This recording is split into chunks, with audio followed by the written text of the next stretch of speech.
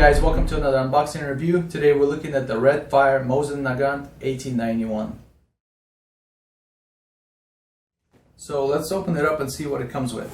You'll see it has really some of the fanciest packaging I've ever seen. It's got this like silk looking sheet over the whole, what feels to be foam underneath. And it's pretty simple inside. You get an instruction manual, you get the gun, and the bayonet. And that's it as far as I can tell, unless there's something hidden under here. So let's take it out and look at all the parts separately. Alright, so this is what you get. This nice looking, very authentic looking Mosin-Nagant rifle. Looking at it, it feels very solid, not too much movement. Everything seems to be in the right place, seems accurate visually, functionally. The stock is supposedly made out of beech wood, which is nice. Although at first I thought it was synthetic because the lines are just so sharp and it almost looks plastic, but I'll take their word for it since they're the manufacturer. It's got a nice solid cocking handle here. Don't foresee that breaking. It is short stroke, so it only goes back a little bit, just enough to clear the BB and get it loaded. I don't really like that. I know it's not necessary to go all the way back for airsoft, but the reason we like airsoft is for realism, so that sort of cuts down on the realism. But the general function is the same. Get your adjustable iron sights, and this is the non-scope version. The scope version has the bolt band down, so when it comes up it doesn't smack into the scope. So I don't think this is actually compatible with the scope. If you were to buy a scope later on, it probably would not work with the bolt unless it is way offset or you get something that mounts up here. Again, it's pretty simple. It's bolt action, so there's not too many moving parts. The gun's loaded down here. You open this up, and I believe you pour the BBs in here, and you wind this wheel, and it holds 15 rounds. So I haven't shot it yet, so I'm not exactly sure how that part works. It also comes with this plastic bayonet, which you could probably stab somebody with in a game. That would be pretty embarrassing. But unfortunately it doesn't fit over the orange tip, so hopefully it'll have some sort of orange tip accent. Let's shoot it, chrono it, and we'll see how it functions.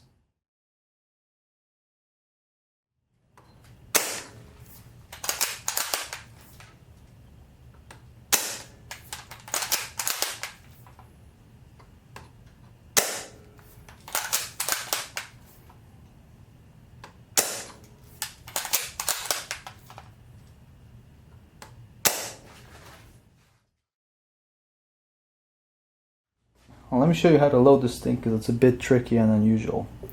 So to get the gas in, pull the bolt back, cock it so it doesn't want to go forward, and then it's pretty straightforward from here.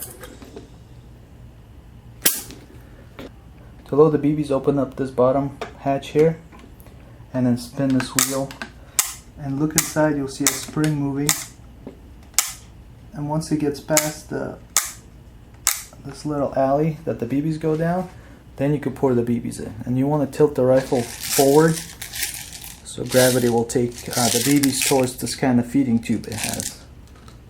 Let's drop them in there. You can hear them rolling down towards the spot.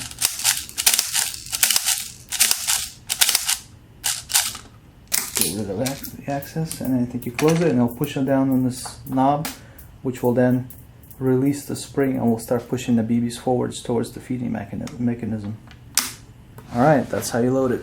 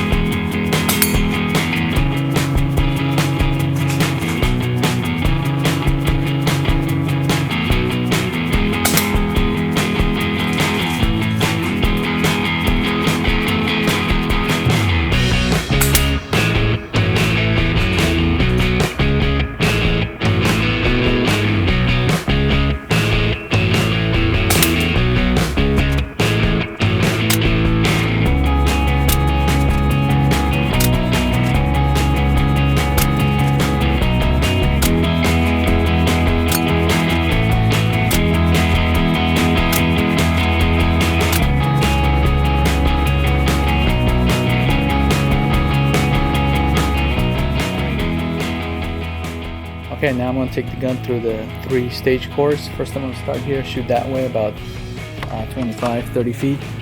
And I'm going to move this way and shoot at the targets where I started. That's about another 30 feet. And we'll move back there and shoot at the last 3 targets, and that's about 60 feet. So we'll see how this gun performs in what I like to call the game simulation.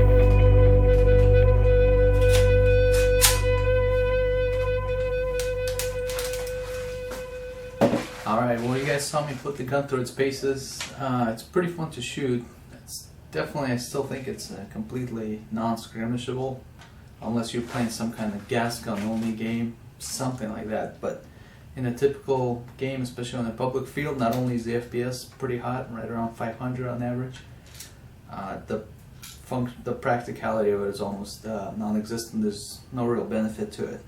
But for a backyard plinker, it's really fun to shoot. Work that bolt, and it's pretty accurate at 60 feet. The only problem is when you're using the iron sights, you can't really track the BB, so if you're missing, you can't really tell where you're missing, so you just got to keep shooting and moving around until you start hitting something. So I think it's a great gun for a backyard plinker or a collector piece, but not very skirmishable. But if you're looking at something like this, you probably already know this. Well, I hope you guys enjoyed that review and the shooting test. Please subscribe, and I'll see you on the next one.